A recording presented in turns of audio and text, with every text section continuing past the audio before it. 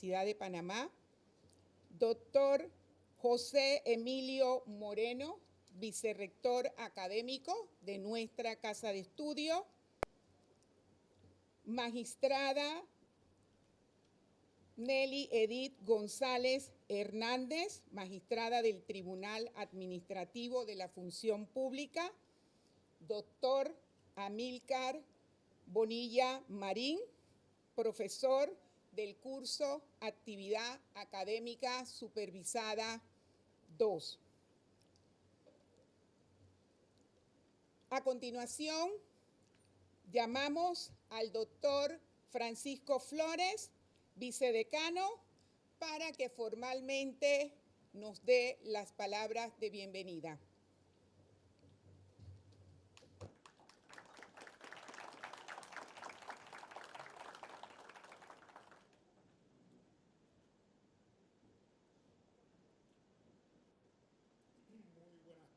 A todos y a todas.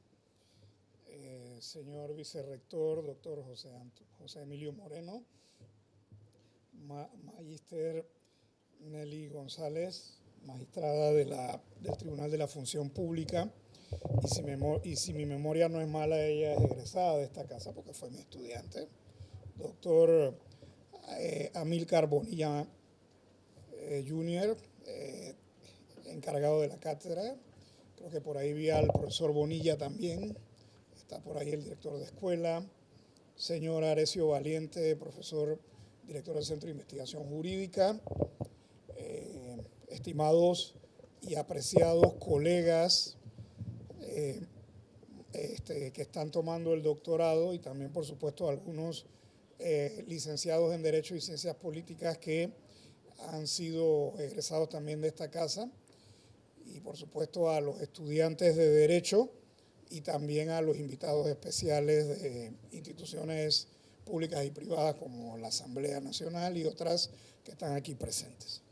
Damas y caballeros, señoras y señores, es para mí un verdadero privilegio, en nombre del señor decano, doctor Hernando Franco Muñoz, dar estas palabras de inicio y de bienvenida a esta actividad académica.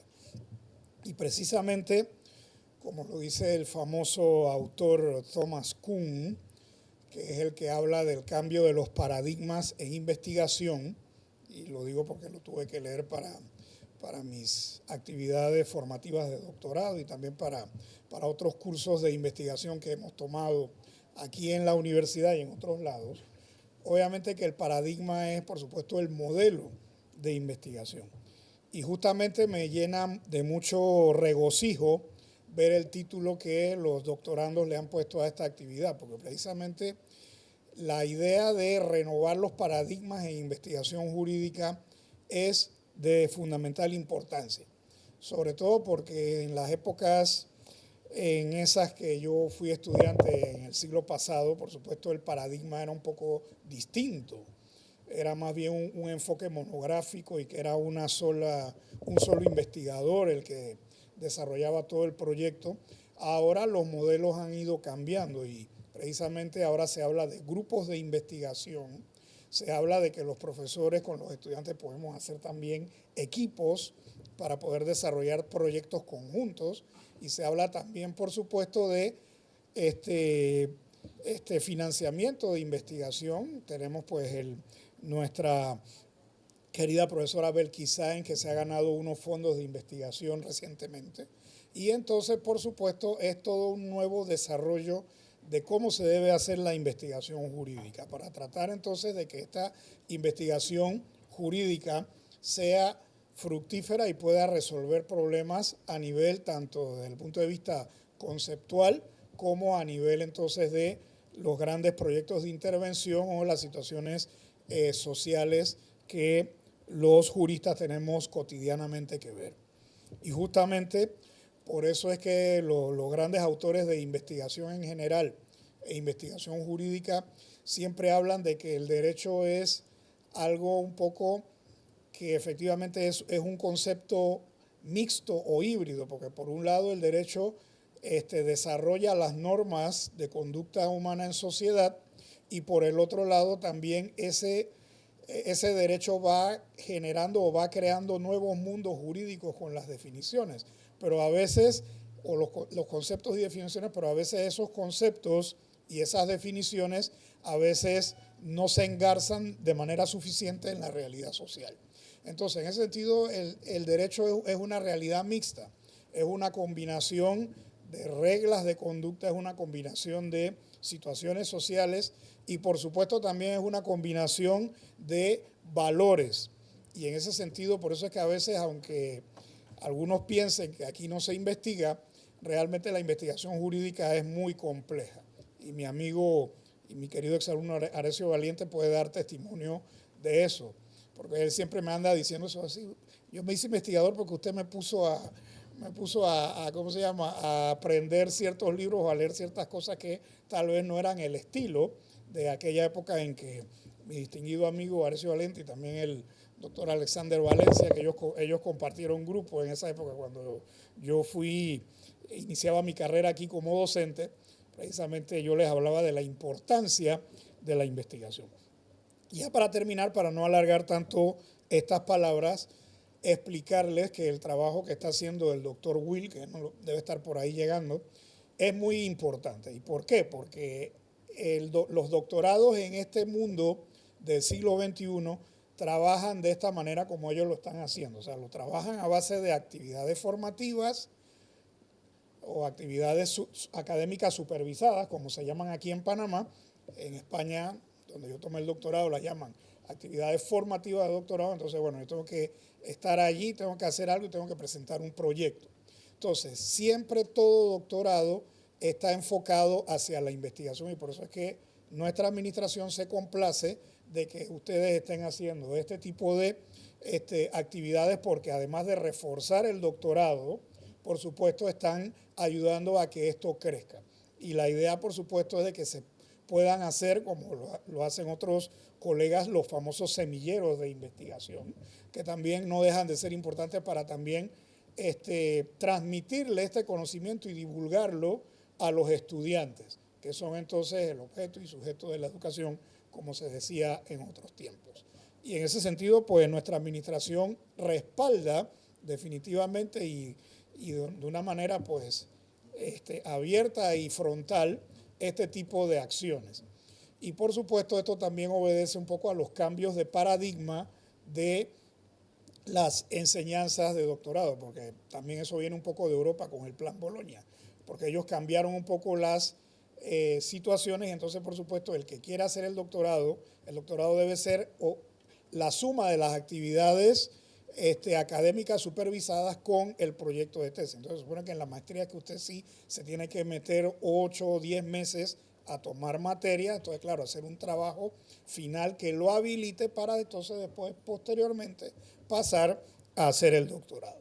Así pues, definitivamente que este doctorado rompe paradigmas y yo les agradezco con toda sinceridad la paciencia que han tenido de escucharme y por supuesto agradezco a todos estos profesionales que por supuesto me congratulo de saber que por lo menos hay muchos que pasaron por mis aulas, como mi amigo Reboredo que está en el ISUP, y por supuesto tantos estudiantes en toda mi carrera, pues me complace verlos triunfar profesionalmente y también me complace saber que efectivamente han vuelto a su alma mater a poder seguir estos logros académicos y por supuesto la Universidad de Panamá como institución se complace en darle a ustedes profesionales del derecho que no han podido, pues por una razón o por otra, no han podido salir a hacer sus estudios de maestría y doctorado en el exterior, se complacen en que se les pueda brindar esa oportunidad y que va a tener, precisamente por estos cambios que se le han metido al doctorado,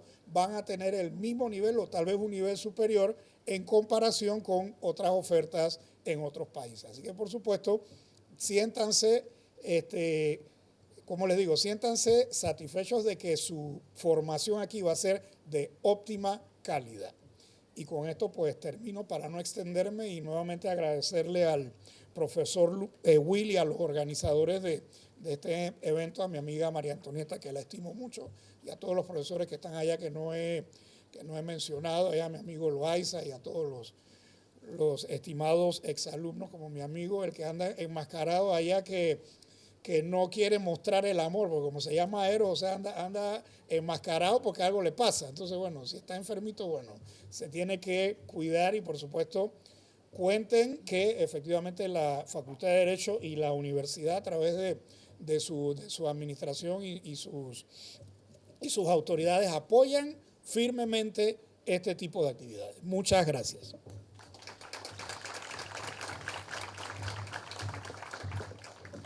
Gracias, doctor Flores Villa, por sus palabras motivadoras y de cierta manera de eso se trata nuestro programa de doctorado, del eje de investigación sobre todas las cosas, y somos testigos fielmente de la actividad de investigación durante los meses que llevamos ya esta promoción 2024-2026. Antes de darle la palabra a nuestro querido vicerrector académico, debo expresar las excusas de las autoridades, el doctor Will Guerrero, el vicerrector académico Gutiérrez, quien por compromisos de último momento han pues avisado de su inasistencia a este acto. Queremos entonces darle la palabra a el doctor José Emilio Moreno, vicerrector académico, a efecto pues de que se dirija a nuestro auditorio. Por favor, doctor, gracias, un aplauso.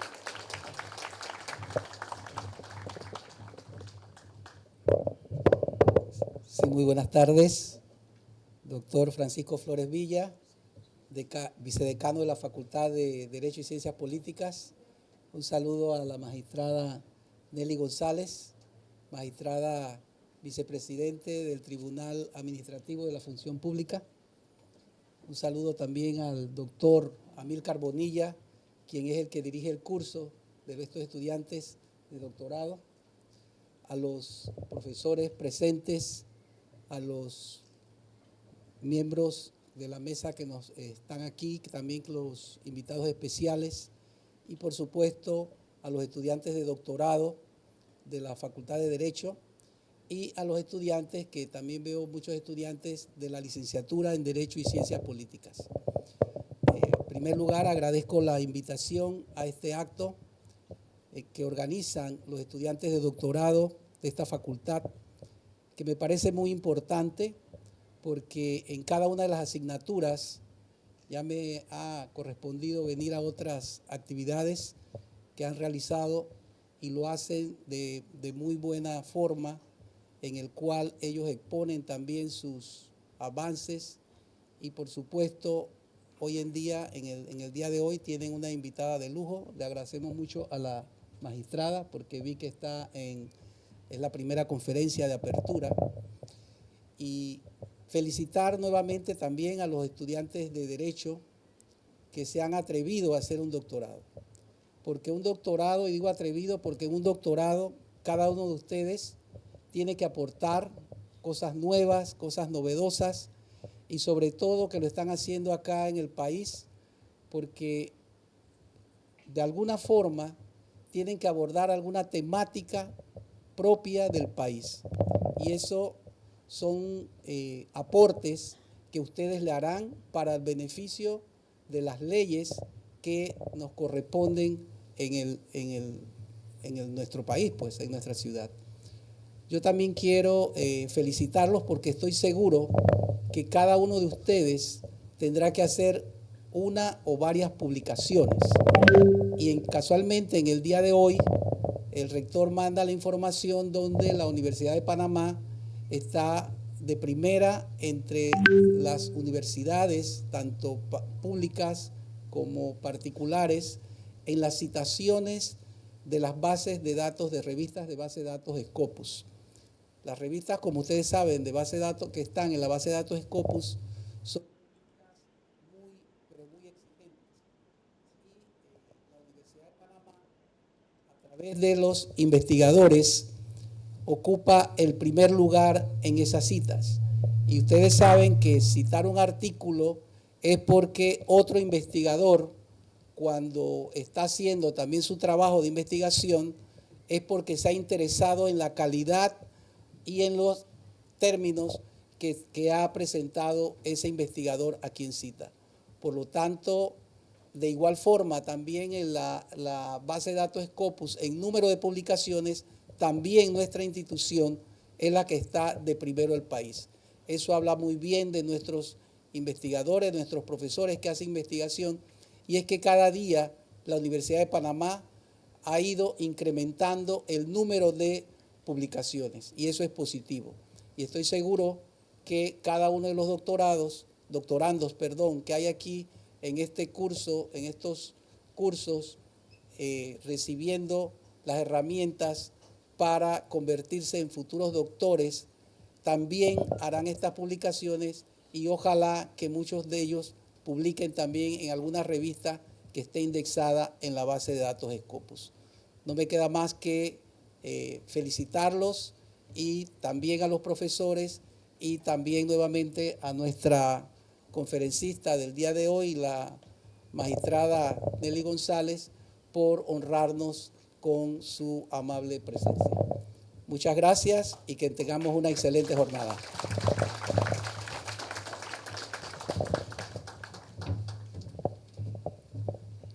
Gracias, doctor Moreno. Todos orgullosamente somos Universidad de Panamá. Un aplauso, por favor.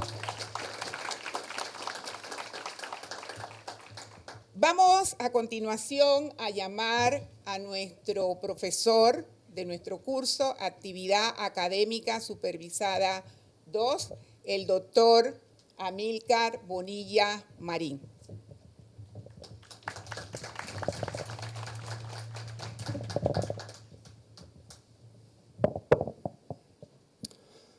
Buenas tardes a todos. La mesa principal, al vicedecano Francisco Flores, al vicerrector académico José Emilio Moreno, a la magistrada Nelly González, muchas gracias. Profesores, estudiantes del doctorando, estudiantes de la licenciatura, público en general, muchas gracias por su presencia esta tarde aquí. Es para mí un honor y un privilegio inmenso darle la más cordial bienvenida a esta trascendental conferencia titulada Desafiando los paradigmas jurídicos, el impacto de la investigación doctoral innovadora.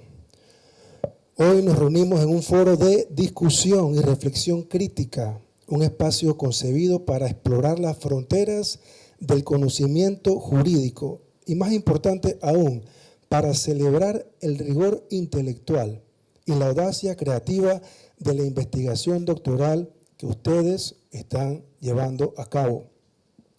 El derecho es una ciencia, en su esencia, es una disciplina, no es una disciplina estática, muy por el contrario, es un organismo vivo, dinámico y en constante evolución, intrínsecamente ligado a los complejos cambios sociales, tecnológicos y económicos que definen nuestra era.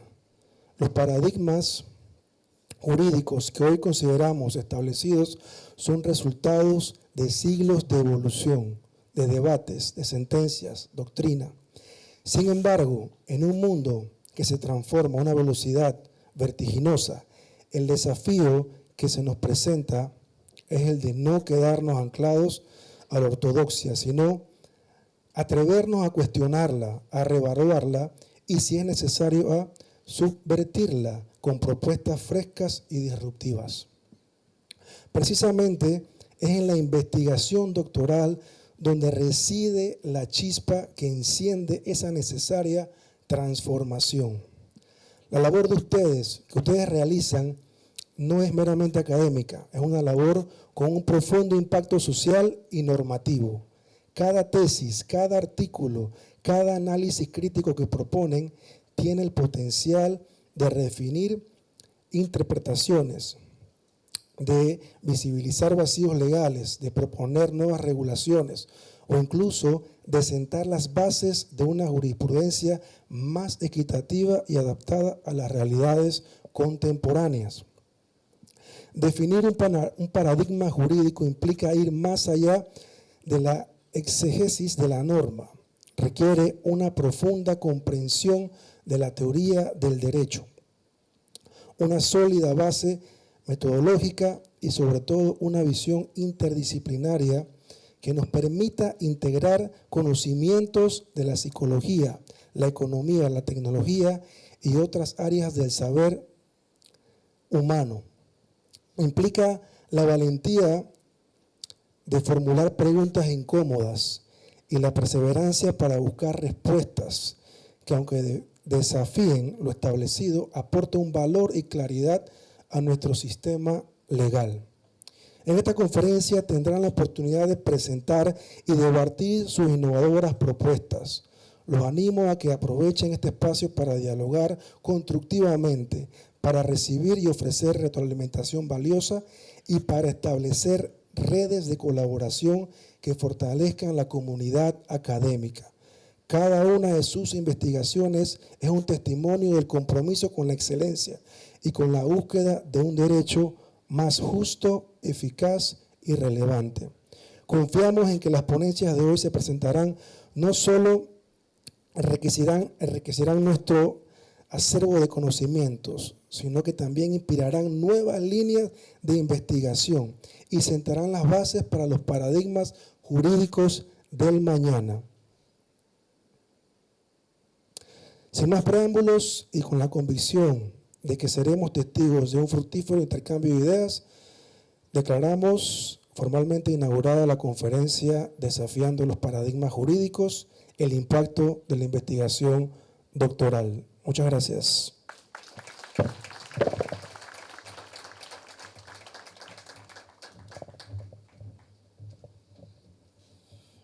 Muchas gracias, doctor Amílcar Bonilla.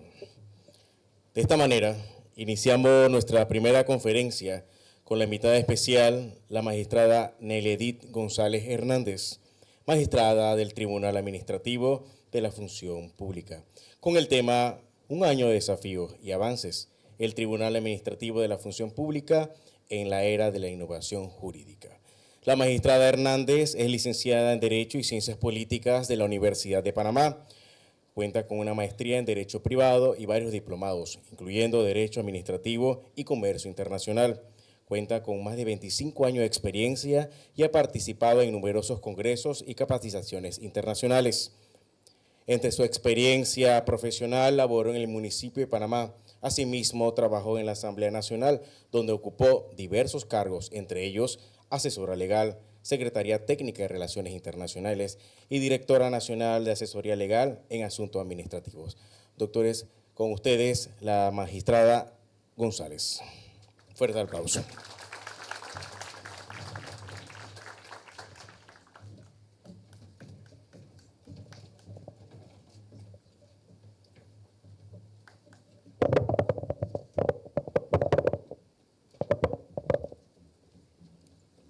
Muy buenas tardes al doctor Francisco Flores, vicedecano de la Facultad de Derecho y Ciencias Políticas, al profesor doctor Emilio Moreno, vicerrector académico, al doctor Amílcar Bonilla,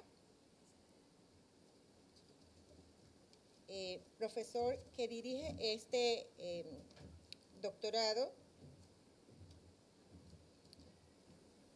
Me complace mucho acompañarlos hoy y haber sido invitada para esta conferencia magistral, más que para darles a ustedes una gran charla en derecho, realmente para ponerlos en contexto de una institución nueva que es el Tribunal Administrativo de la Función Pública. Este tribunal, creado mediante la Ley 23 de 2017, vamos para pasarlos allá.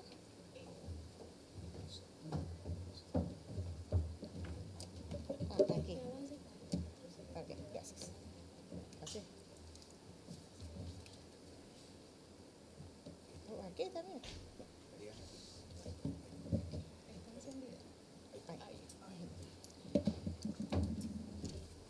creado mediante la Ley 23 de 12 de mayo de 2017, es un tribunal, como lo establece la ley, independiente, especializado e imparcial. Independiente porque, en efecto, los magistrados o el tribunal no está sujeto o no depende de ninguno de los tres órganos del Estado. Especializado en función de la materia que le fue otorgada. La revisión de las acciones de recursos humanos de la administración pública. E imparcial porque sus fallos deben darse en derecho y no atender ninguna otra consideración. Este tribunal tiene jurisdicción en toda la República, ¿sí? Dice la ley que establece su sede en la ciudad de Panamá, pero que también puede establecer sede en las diferentes provincias, pero además puede crear juzgados de la función pública. Está integrado por 3 magistrados. Estos 3 magistrados son electos, 2 por el órgano ejecutivo, 1 por el órgano legislativo. De los magistrados que elige el órgano ejecutivo, 1 debe ser propuesto por las organizaciones sindicales CONATO y CONUSI. Y el otro debe ser producto de un concurso que realiza el órgano ejecutivo. El tercer magistrado es designado por la Asamblea Nacional, es esta servidora. En 2018, bueno, la ley 23 de 2017 establece que el tribunal debería estar conformado o instalado o en funcionamiento el 2 de julio de 2018, pero eso no sucedió. Sin embargo, aquella administración 2014-2019 que creó la ley 23 de 2017 tuvo la intención de instalar el tribunal y por ello adoptó un decreto que permitía el concurso de donde debería salir el magistrado que se elige por concurso, pero también le pidió a las organizaciones sindicales la terna de la cual debería elegir al magistrado que ellos proponen y le pidió a la Asamblea Nacional que eligiera un magistrado. La Asamblea Nacional el 30 de abril de 2018 produjo la votación en el Pleno y eligió a esta magistrada. Es un tribunal cuya naturaleza, cuyos antecedentes más cercanos están en la Ley 9 del 94, en donde se creó un organismo que se llamaba Junta de Apelación y Conciliación de Carrera Administrativa, guardadas proporciones porque aquel organismo solo tenía competencia para dirimir las destituciones y las acciones contra los servidores públicos que formaban parte de las asociaciones de servidores públicos, pero sujetos al régimen de carrera administrativa. Este tribunal, por el contrario, tiene una competencia mucho más amplia.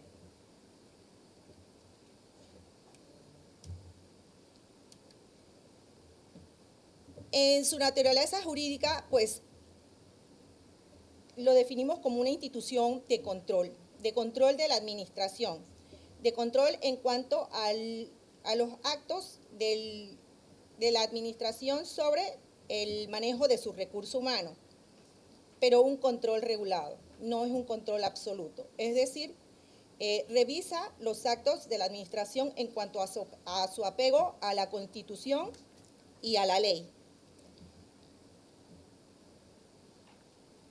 Dice la Ley 23 que sus magistrados tienen o son equiparables a los magistrados de los tribunales superiores.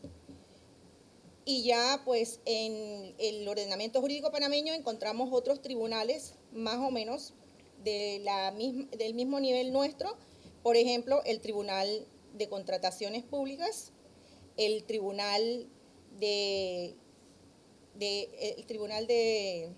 Administrativo Tributario, y nosotros en algún momento dijimos el Tribunal de Cuentas, pero ellos en realidad fueron creados por Constitución, igual que el Tribunal Electoral, así que pues eso nos diferencia. Pero ya en el derecho comparado encontramos algunas figuras como este tribunal, ¿sí?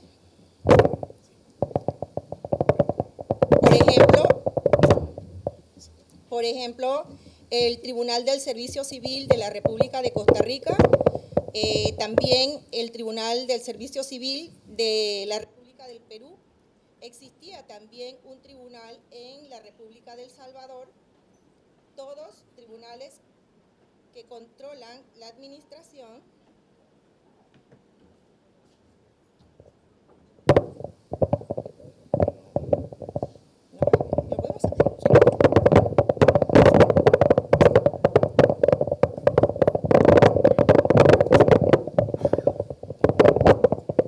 más cómodo. Muchas gracias. Sí, todos tribunales que revisan la actuación administrativa de recursos humanos del Estado. Y también hemos observado que existía un tribunal del servicio civil en la Unión Europea.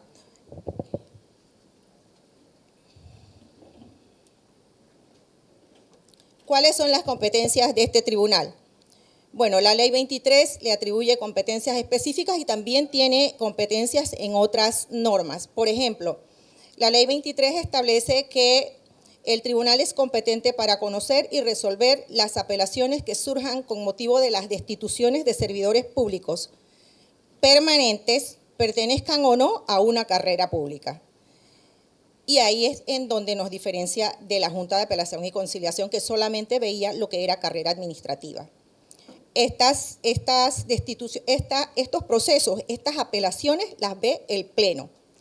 Y ahora les voy a explicar por qué entonces no estamos viendo destituciones, dado que el Pleno no está conformado. Además, dice la Ley 23 que el tribunal ve las apelaciones por otras acciones de recursos humanos. Y para estar en contexto, o para ponerlos en contexto, si bien la Ley 9 del 94 lista una serie de acciones de recursos humanos, como 10 creo, también deja abierta la puerta para que las instituciones a través de los reglamentos incorporen otras acciones de recursos humanos. Y ya la Dirección General de Carrera Administrativa ha recogido cerca de 27 acciones de recursos humanos en el Manual Técnico de Acciones de Recursos Humanos. Entonces, todas esas acciones nosotros las vemos en el tribunal. En este caso las vemos, dice la Ley 23, por sala o un magistrado, cada magistrado por reparto.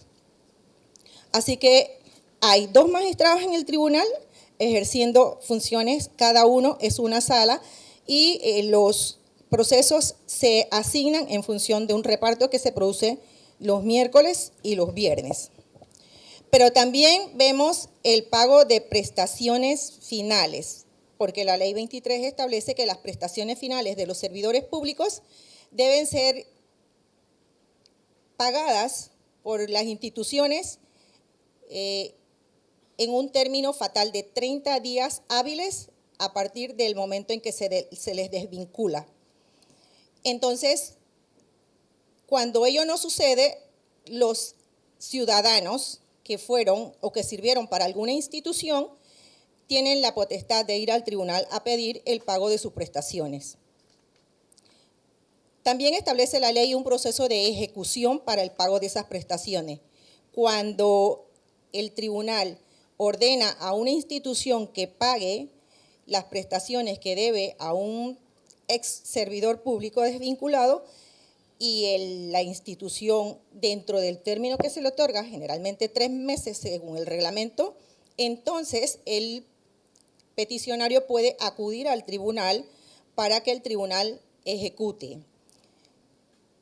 ¿Cómo se hace? La ley dice que el tribunal revisa el proceso, revisa si se ha hecho el pago. Si el pago no se ha hecho, entonces la institución, el tribunal puede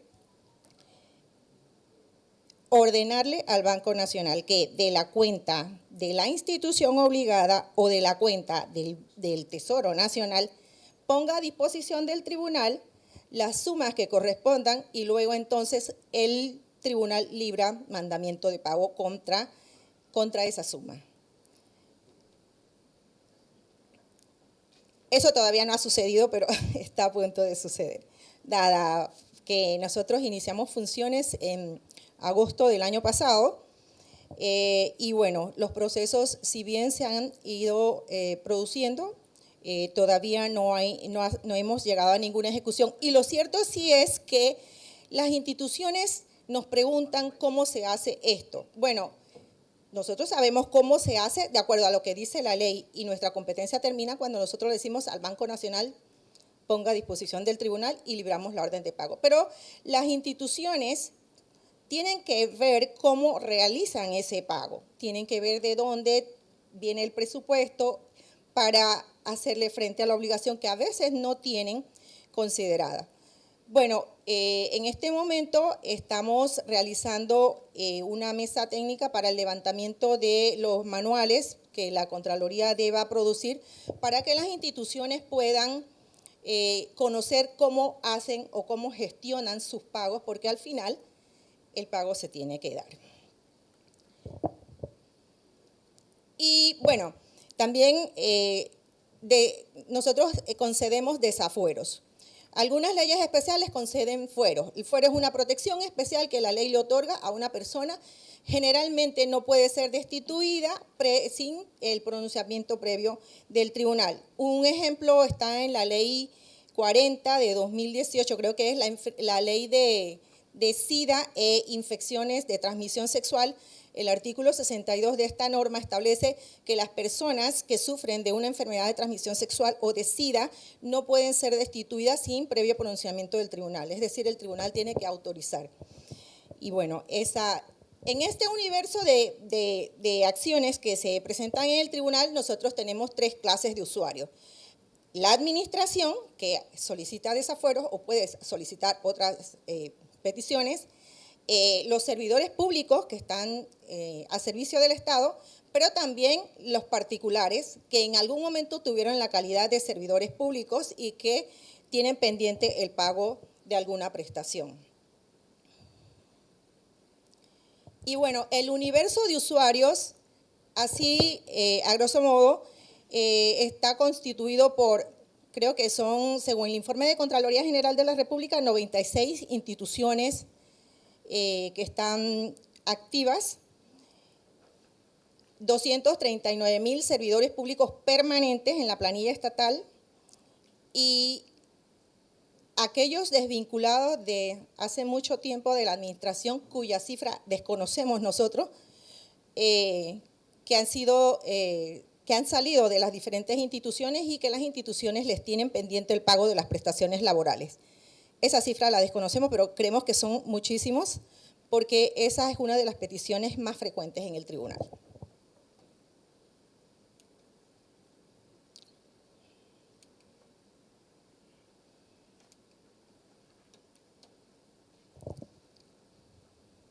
Los desafíos y los avances del tribunal. Bueno, he listado 5 que quiero explicarles y ojalá me alcance el tiempo porque quisiera ser respetuosa y no sé si me están midiendo el tiempo, me digas cuando más o menos me estoy acercando y tal vez entonces lo que no pueda abordar lo vemos en las preguntas y respuestas.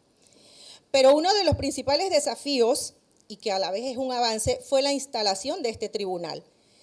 Y entonces me tengo que remontar allá a 2018, cuando este tribunal quedó en una especie de limbo jurídico, teniendo una magistrada que no podía ejercer, que estaba nada más nombrada, que no tenía un tribunal donde ejercer. Pero bueno, además la administración, que tuvo la intención también de nombrar a los otros magistrados, echó a andar adelante algo de organización y así, por ejemplo, con la Dirección General de Carrera Administrativa, con el Ministerio de Economía y Finanzas, con el Ministerio de la Presidencia, se creó la institución 042 porque creamos documentos básicos y acciones básicas que había que hacer con el MEF, con la Presidencia, para el reconocimiento de la institución. Así que esta institución fue reconocida realmente como la institución 042 en 2018 y desde allá venía otorgándosele una suma dentro del presupuesto general del Estado cada vigencia fiscal. Y ustedes podrán revisar las diferentes leyes de los diferentes presupuestos desde 2018 hasta 2024 y, bueno, las subsiguientes, ahora que estamos instalados. Pero bueno, no se pudo instalar el tribunal en aquella ocasión. Lo cierto es que sí hubo un adelanto. Ya para la administración 2019-2024, la verdad es que también a finales decidió que iba a instalar el tribunal. Entonces nos comunicó que había nombrado al doctor Carlos Ayala Montero, que es el presidente del tribunal en este momento. Presentó a la Asamblea Nacional su ratificación, porque los dos magistrados que nombra el órgano ejecutivo los tiene que presentar a la Asamblea Nacional para su ratificación. Y en efecto, por allá por marzo de 2024, el Ejecutivo envió a la Asamblea Nacional la ratificación del magistrado Carlos Ayala. La comisión lo consideró y recomendó al Pleno su ratificación, y en efecto el Pleno realizó su ratificación. En abril se produjo, paralelamente estaban realizando el concurso para la designación del magistrado que se elige por concurso, y también el órgano ejecutivo presentó a la Asamblea Nacional un nombre de un profesional del derecho que iba a ser, o que fue el magistrado propuesto, que puedo decir el nombre porque es público y notorio. El licenciado Andrés Wong Pimentel fue presentado a la Asamblea Nacional para ratificación y fue considerado su ratificación y recomendado al Pleno, pero como quiera que ya estábamos en el cierre del último periodo constitucional de la Asamblea Nacional, y además estábamos en un año electoral, en ese momento fue muy difícil que la Asamblea Nacional encontrara el quórum en el Pleno para, no solo para la ratificación de él, sino para un listado de diferentes funcionarios que debían ser ratificados. Y así entonces el licenciado Andrés Wong no consiguió la ratificación, pero a nosotros se nos llamó y se nos dijo que en efecto se iba a intentar hacer la ratificación en sesiones extraordinarias, como en este momento la Asamblea Nacional está haciendo sesiones extraordinarias para considerar un listado de servidores públicos. Así las cosas, empezamos a reunirnos, empezamos a desarrollar toda una serie de actividades administrativas que daban con la consecución de una sede para el tribunal, insumos y equipos, y dotarlo de personal. Esta servidora tomó posesión el 3 de junio de 2024 y a partir de allí el tribunal tenía 2 magistrados y esperaba tener su tercer magistrado ratificado en sesiones extraordinarias, pero eso no se dio. Así que el tribunal se quedó con 2 magistrados. Entonces, pues, tuvimos que entrar en el análisis e incluso consultamos a la Procuraduría de la Administración sobre la posibilidad de que 2 magistrados continuaran el funcionamiento del tribunal o adelantaran el funcionamiento del tribunal. En algún momento entendimos que el doctor Rigoberto González Montenegro nos comunicó que 2 eran mayoría, 2 de 3 eran mayoría, pero al final fue un poco más conservador a la hora de escribir su consulta que le formulamos. Pero nosotros sí entendimos que como magistrados o como funcionarios o servidores públicos que habíamos firmado un acta de toma de posesión, teníamos el deber y la obligación de echar adelante esta institución. Porque además quiero decirles que donde quiera que nosotros vamos, los servidores públicos, sobre todo, y las instituciones también, nos reclaman como una institución que este país se merece. Así que creemos pues que podemos seguir adelante, y hasta aquí lo hemos hecho con la anuencia, ya les digo, de los servidores públicos y de las diferentes instituciones. Sobre todo de las instituciones que nos han ayudado a realizar todos los actos administrativos que sean necesarios para la dotación de personal. Por ejemplo, el nombramiento del personal, para el uso del presupuesto, todas esas cosas complejas para las compras que nosotros, la verdad es que sin la experiencia tuvimos que hacer con esta planta de funcionarios, 53 servidores públicos que instalamos el día 3 de junio de 2024. Y la siguiente, bueno, toda la gestión administrativa que eso representó para poner al tribunal en estado de poder continuar con su actividad y tratar de llegar a la actividad jurisdiccional. Todavía no habíamos llegado a eso. Pero en el camino advertimos que teníamos la necesidad de conectar con nuestros usuarios. Si bien nosotros llegamos a un lugar y los servidores públicos y todo el mundo, ¡ay, qué bien! ¿Quiénes son? ¿Qué hacen? Somos el Tribunal Administrativo de la Función Pública y nosotros revisamos los actos de la administración sobre recursos humanos. ¡Oh, qué bien! ¿Ustedes son nuevos? Sí, sí, somos nuevos. Estamos en este contexto. Bueno. La conexión con nuestros usuarios intentamos hacerla de dos vías, con la academia y con la firma de algunos acuerdos con los cuales firmamos incluso uno con la Universidad de Panamá, otro con la Universidad Uddelas, uno con el INADE, uno que está en proceso con la Corte Suprema de Justicia y muchos otros, con el propósito de tener espacio para capacitaciones, tener espacio para el intercambio de buenas prácticas, con el propósito de tener espacio para la sensibilización de los servidores públicos. Y también con nuestro propio presupuesto desarrollamos una serie de actividades de capacitación a las instituciones y a los servidores públicos, y creo que el año pasado capacitamos cerca de 600 servidores públicos en 3 provincias, en la provincia de Veraguas, en la provincia de Chiriquí y en la provincia de Herrera. Y siempre tuvimos como norte y como desafío principal brindar un eficiente servicio. Eso no ha sido fácil, en realidad, en las circunstancias que les acabo de explicar, pero ha sido siempre nuestro norte. Y para ello, bueno, iniciamos funciones en agosto con una secretaría judicial que tiene 6 abogados, 2 mediadores, porque en el procedimiento que establece la ley 23 establece que dentro de su proceso el tribunal tiene que aplicar métodos alternos de solución de conflictos. Así que fue un reto conseguir tanto los abogados como los mediadores en un momento en que una administración estaba terminando y la otra estaba comenzando, y además los salarios que nos habían puesto en la estructura eran muy pequeños en 2018, entonces ya los servidores públicos tenían más aspiraciones. Entonces cuando nosotros preguntábamos a algún abogado, a algún colega, oye, ¿quieres ser parte del tribunal? Mira que, ¿y cuánto es el salario? Y que, bueno, 1.500, una cosa así. Y la gente, no, pues la verdad es que no puedo con eso. Bueno, eso fue un reto, la verdad. Pero ya cuando terminamos la actividad administrativa, entonces nos dedicamos a adoptar los procedimientos. El procedimiento, el reglamento interno del tribunal, además el reglamento de procedimiento jurisdiccional, que es el acuerdo 24 de 2024, y el procedimiento para uso de métodos alternos de solución de conflictos, que es el acuerdo 10 de 2024 también. En un procedimiento que es bastante sencillo.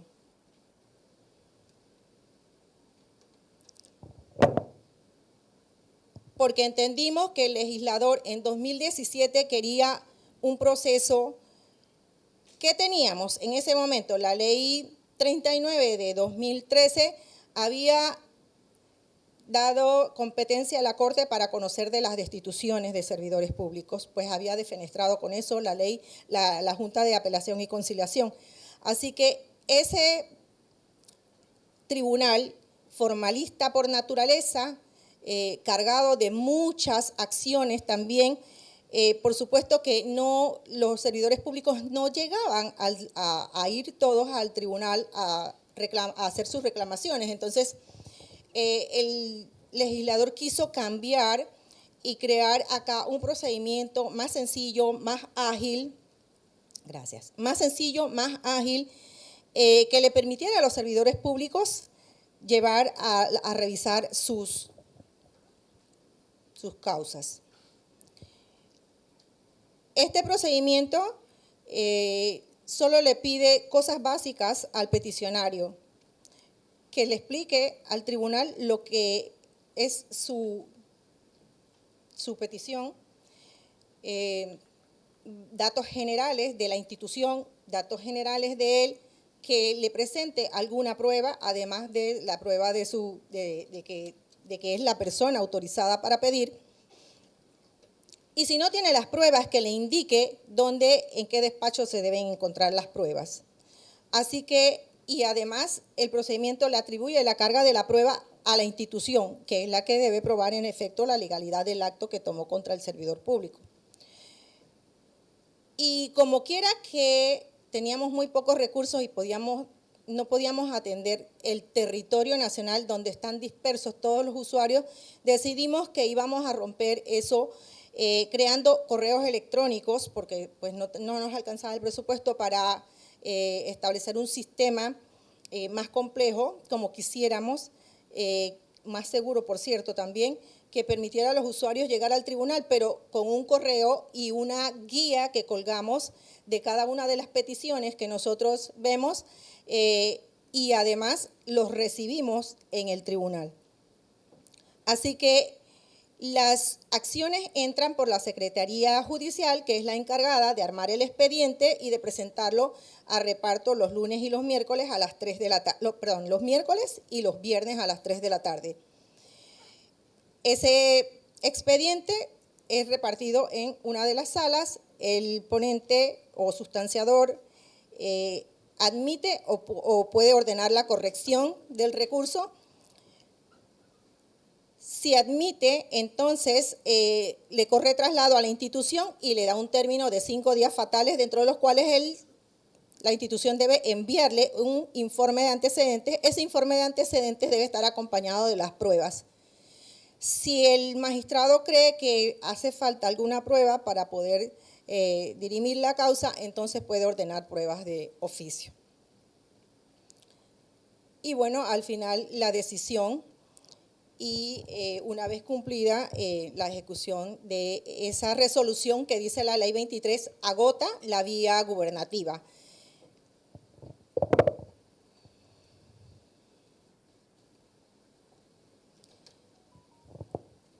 Y es una nueva institución que la verdad es que me gustaría dejar en ustedes muchas dudas para que aquellos que de este doctorado que deseen o que elijan derecho administrativo o que elijan derecho laboral para su especialización, tuvieran la oportunidad de fijarse en él.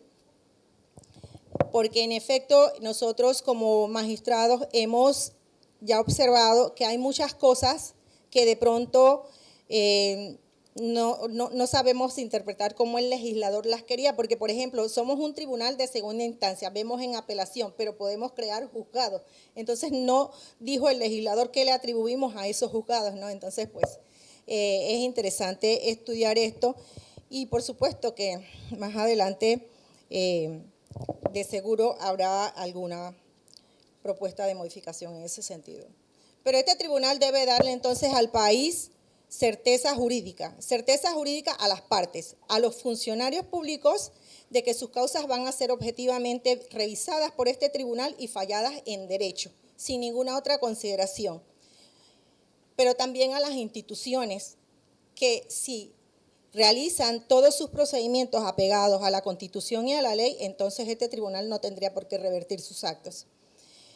Eso le debe dar al país también una planta de servidores públicos sujetos al sistema de méritos, lealtad y moralidad en el servicio. Y eso le sirve a la administración pública porque sería una planta de servidores públicos que tienen la tranquilidad de realizar sus funciones y no estarse preocupando por cosas que no se tienen que preocupar, que se preocupan por capacitarse, que se preocupan por ser leales y morales a la institución y eso le servirá a la administración para realizar, a las diferentes administraciones, para realizar sus proyectos con mayor eficiencia y eficacia. Porque el cambio de servidores públicos, como ha venido tradicionalmente haciendo las diferentes administraciones, bueno, eso tiene un costo para el Estado, recursos que se invierten, funcionarios que se forman y que luego salen y vienen otros servidores públicos que van a hacer la misma dinámica. Entonces eso debe producir realmente el tribunal una nueva cultura administrativa de gestión del recurso humano al servicio del Estado. Lo dejo hasta aquí y me pongo al servicio de ustedes por si tienen alguna pregunta que hacer. Muchas gracias.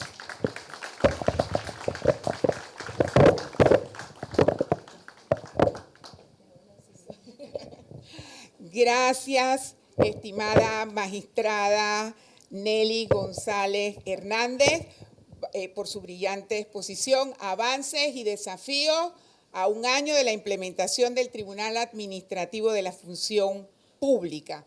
Vamos a abrir un espacio de preguntas y respuestas.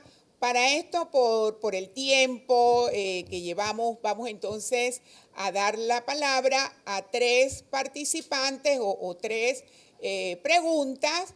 A efecto, ya vi una pregunta por acá.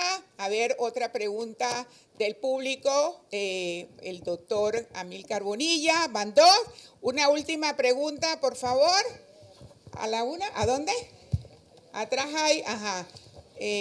Bueno, 3 preguntas. Vamos entonces a iniciar con el doctorando Ricauter Pití. Gracias, muy buenas noches. Magistrada Nelly, gracias por esa exposición tan interesante que nos ha ofrecido en esta noche.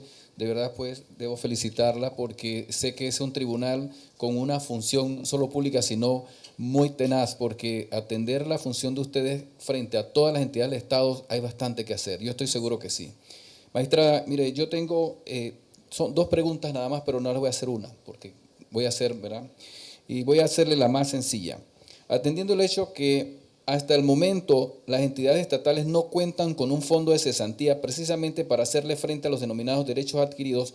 ¿Ha previsto el tribunal que usted hoy representa una iniciativa legislativa a efectos que se cree tal fondo en instituciones públicas?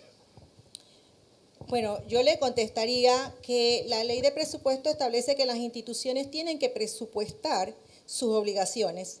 Entonces, la verdad es que no hemos pensado en lo que usted me dice, una propuesta legislativa para resolver eso, porque en efecto eso ya está en la ley.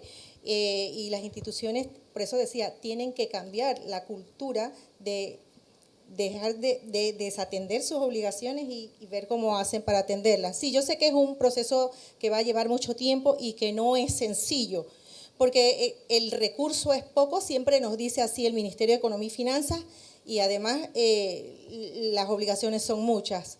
Pero en alguna medida los servidores públicos tenemos, dice la Constitución, que cumplir y hacer cumplir la Constitución y la ley.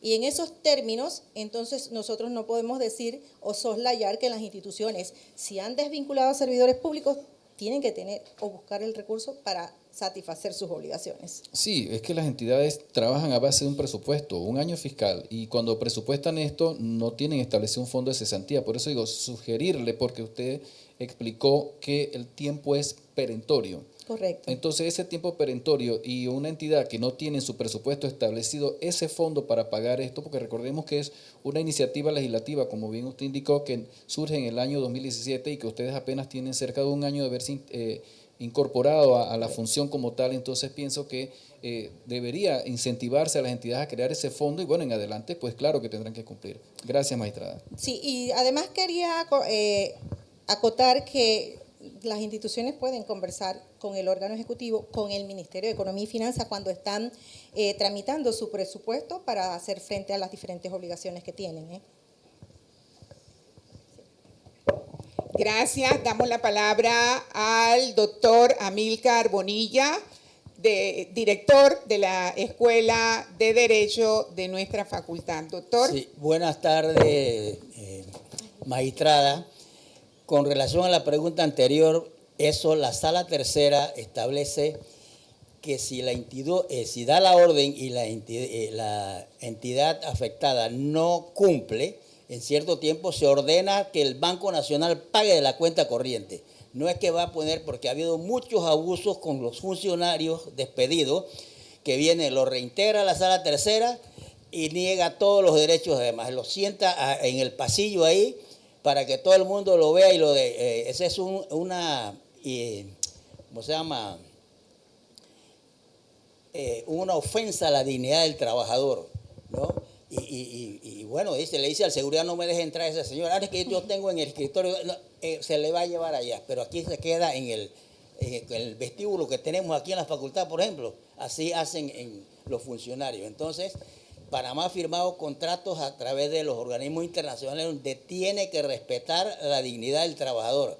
Y los funcionarios generalmente no les importa con eso porque hacen lo que les da la gana y porque ellos dicen, yo actúo en nombre del Estado y el Estado es el que va a pagar. Yo sugiero a usted que es magistrada y está en ese, que en las próximas reformas constitucionales o legales se responsabilice al director general o al ministro de la institución que responda solidariamente con los perjuicios que le causa al Estado de pagar por un despido injustificado, igualmente a los directivos, cuando hay juntas directivas, que respondan ambos solidariamente y después le caigo entonces al Estado. Pero en esa forma no se produciría el silencio administrativo porque tiene miedo si se cambia que sea negativo o positivo, entonces ellos atenderían las cosas rápido, pero el funcionario lo ponen en un predicamento de no atender ni las apelaciones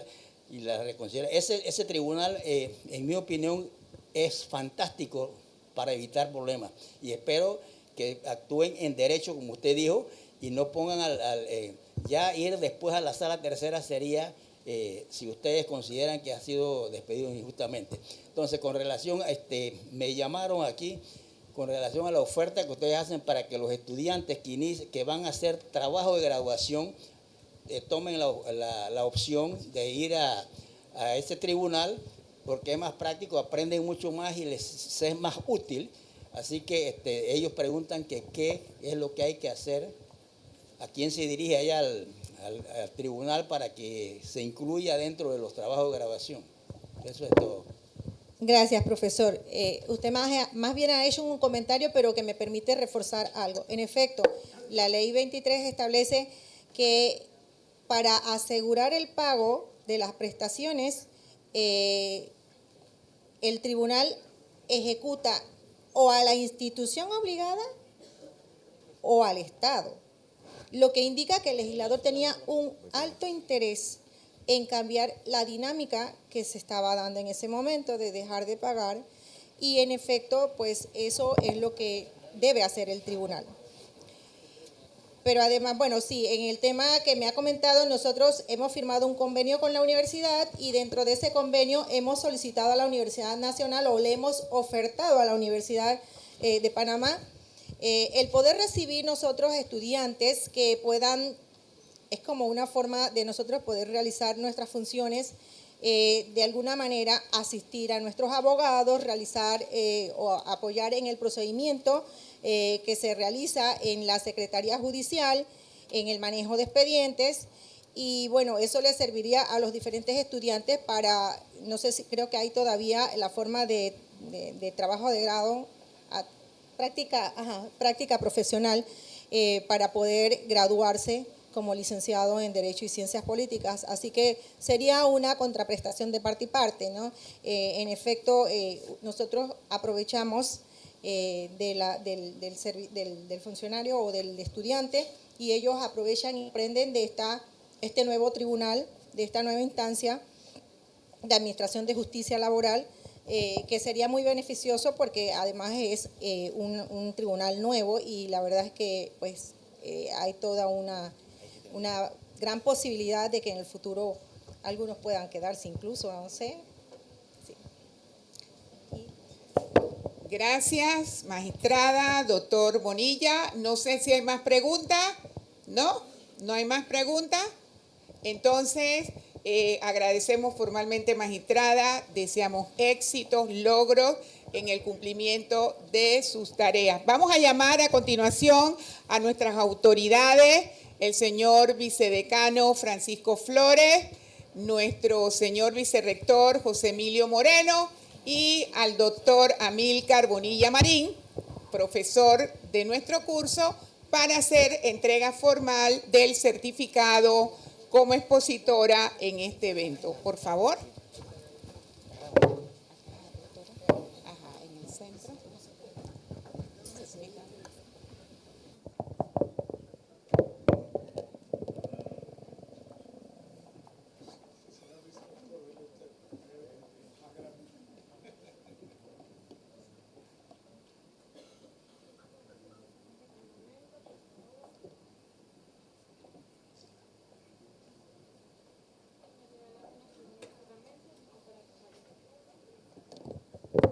ver, un fuerte aplauso, por favor. Gracias.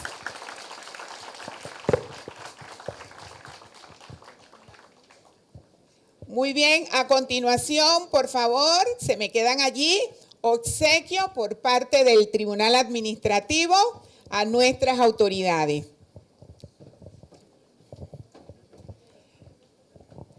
Por favor, al doctor José Emilio, se lo entrega a la magistrada.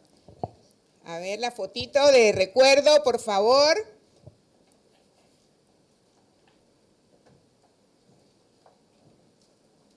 Gracias.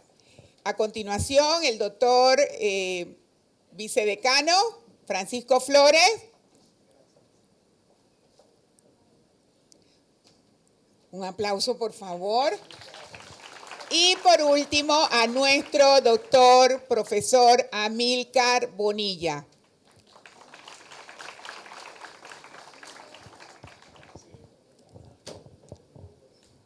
Que se vean los obsequios, muy bien. Bien, vamos a abrir un breve receso para despedir a nuestra expositora invitada y a nuestras autoridades. Mientras tanto, todos sentaditos en silencio. Muchísimas gracias. 5 minutitos.